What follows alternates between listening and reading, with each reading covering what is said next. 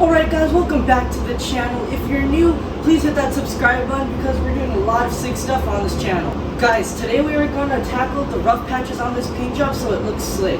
So laid out right here on the hood is everything we're going to be using to get this paint job to look slick. So basically everything is laid out in order from what we are going to start using first to what we're going to use last. So we're going to start off on the hood first. So we're going to wet sand the hood with a 1500 grit, then a 2000, then 2500, and then we're going to finish off with a 3000. Then we're going to go ahead and use this rubbing compound paired with this pad and then completely buff the hood. Then after that, we're going to get this polish and this foam polishing pad and polish the whole hood. And if we ever come across any areas where there's a little bit of overspray, we're going to go ahead and use the clay bar. So without any further ado, let's grab our 1500 and start wet sanding this entire hood.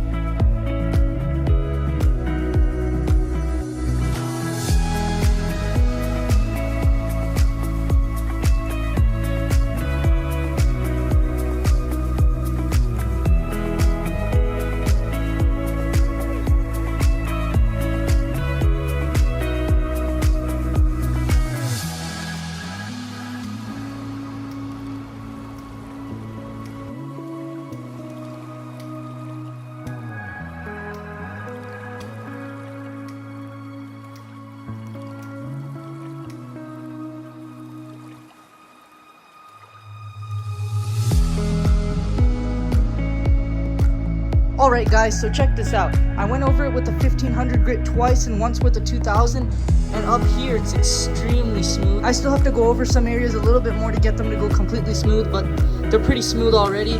So let's just go ahead and keep going.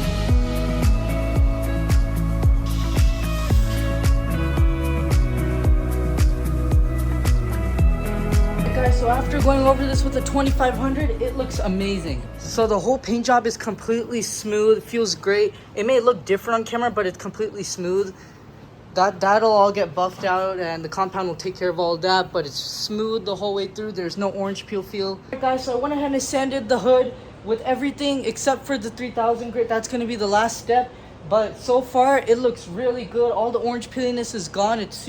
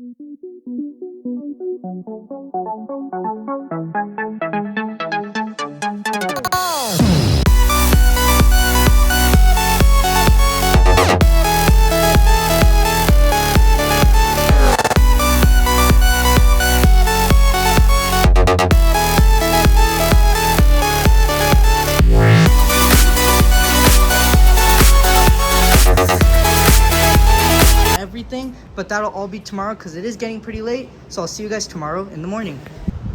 Alright guys, so it is the next day here now, and today we're going to finish up all the polishing, but before we do that, we're actually going to set all the body gaps on the car. So you can see here, like the body gaps are not the greatest. They get big and then they get small, and then over here it's completely closed.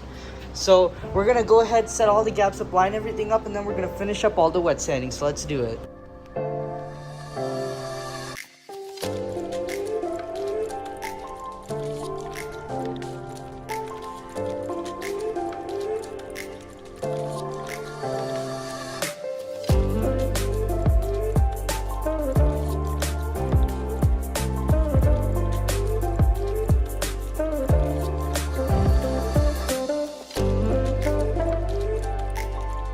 Okay, well, it's not horrible.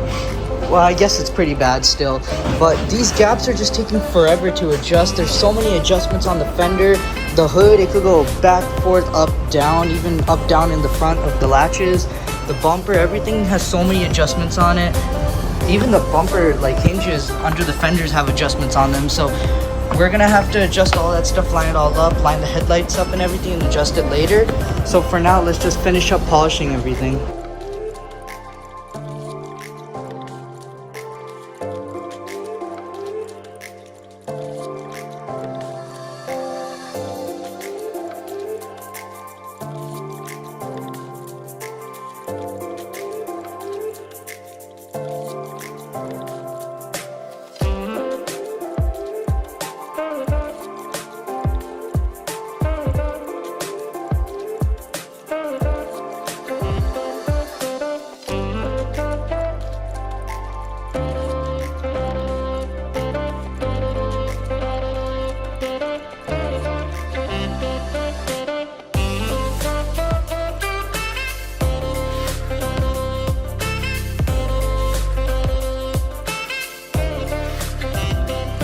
Alright guys, so this car is fully polished out. Let's take a look. So everything on this car is super smooth and shiny.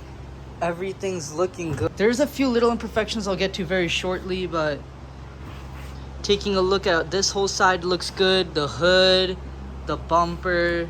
Now, it's time to look at some of the imperfections that happened during this process. So believe it or not, but this was actually my first time painting a car all on my own. And then second thing, this was my first time ever buffing and polishing. So with those things considered, I think this came out pretty well. So luckily I didn't buff through anywhere on the car, but I did sand through a few locations without even noticing it. So coming right over here, you barely could even see it until I pointed it out, but coming right there, basically, you can't even see it from here. You have to get really close, but basically what happened here is there was some really good orange peel on this edge right here. I got the orange peel out, but I didn't even notice that I was rubbing up against this edge. So that's why on this side, you could see a little bit of rough orange peel just in some areas. So this car is filled with a little bit of rough orange peel. So for what the clear coat looked like, I got it pretty smooth. There's a few little areas with some bumps and stuff, but these are like in, I think, the first layer of clear or something. I'm not sure, but all I know is that this was a really hard clear coat to sand down. As you saw in the time lapse, I kept sanding and sanding. So I'm really happy with the way it came out, but I'm definitely gonna have to switch up my clear coat. So on the fender, everything is good over here until you get over here and here. So over here, I didn't sand through necessarily, but the coverage on the original paint, the base coat, did not lay down properly. So when I buffed and polished it out, it just, polished it away, took all the overspray and the bad coverage off of it. So it revealed this. We're definitely going to have to touch up all these little things in the future. And then over here, this one was like the most weirdest one that happened. But basically, I was using the compound pad, and somehow the compound pad actually came undone off the Velcro. I guess it just wasn't a good bond. And that pad went flying across the room and the Velcro part hit this. But luckily all these damages on the edge, so that's nothing to worry about. I'm glad it's nowhere on like the middle of the panels. They're all on the edges. One of the main things that you need in the painting process is good lighting. And in here, the lighting isn't all that great. Where the Camaro's at in the other garage, the lighting there is pretty good, so we shouldn't have any problem on lighting there. But over here, lighting is okay, but we need a good work light. So in the future, these imperfections don't happen again, or at least they don't happen as bad. And the best way to learn is from your own mistakes. Making mistakes is not a bad thing, it's a good thing because you can learn from it and improve from it. Guys, so I figured out the shifting issue. Turns out there's actually part of the TCM inside the transmission. So this is the original transmission from the car, and we're swapping the TCMs and it should work. And here's the TCM that I took out from the transmission that we replaced in the car. One cool thing I noticed about these transmissions is that, so here you can see a little bit of movement here, but basically when I push this down, I can release this spring, and then when I turn the drive shaft, you can see like all these gears spinning, so that's pretty cool. Guys, new one's in. Let's go! Guys, I can't believe it actually went into gear. Like it's out on the sunlight for the first time. I heard something rubbing. What was that? Nothing's rubbing. That was a very interesting sound. Car isn't leaking anything though, so that's very good. Let's just keep driving because temperature, the temp on the coolant's good, so temp is actually pretty good, very low. You got a lot of gas. This car probably has bad gas in it because premium, 2 years old premium gas. Sounds good. Third. That's good. It was just, I'm telling you, it's just getting lubrication. Did you hear that? Yes, I know, that's the sound. I think it's just the transmission just getting familiar with itself. It's just moving around and stuff. Let's go back to the shop and scan it. Okay. I think I feel like the clutch might be slipping. I don't know. It's automatic, there's no clutch. There's a clutch. Or the flywheel. Some gear might be slipping, I'm not sure. Well, we've definitely got all the hard stuff on. Oh god. It's definitely hard to turn with no power steering. And with one hand. Rotors finally have all the rust off of them. That looks sick. They've been rusted up for 2 years. Finally the rust is gone off of the rotors. This one has a little bit more on to take off, but these Brimbos are super good. And coolant looks good. Coolant is in the reservoir. There's no way to check the oil with the dipstick. That's all electronic from the car, but I did fill it up so it didn't leak out. So I know that everything is good. Nothing leaked out, so transmission fluid's good, coolant's good, oil's good, brake fluid's good. So we're all good on that. Guys, let's take a look at that power steering module and see maybe we can get some power steering. All right, guys, I'm not sure if this is what I think it is, but if it is, it's like the most BMW thing I've ever seen. Looking under the passenger footwell, there's literally a 12 volt right here. All right, guys, check the paint out outside in the sunlight. I was saying when you pull the car out into the sunlight, it looks 10 times better. And if we take a step back right here, the blend went absolutely perfect. Everything looks great.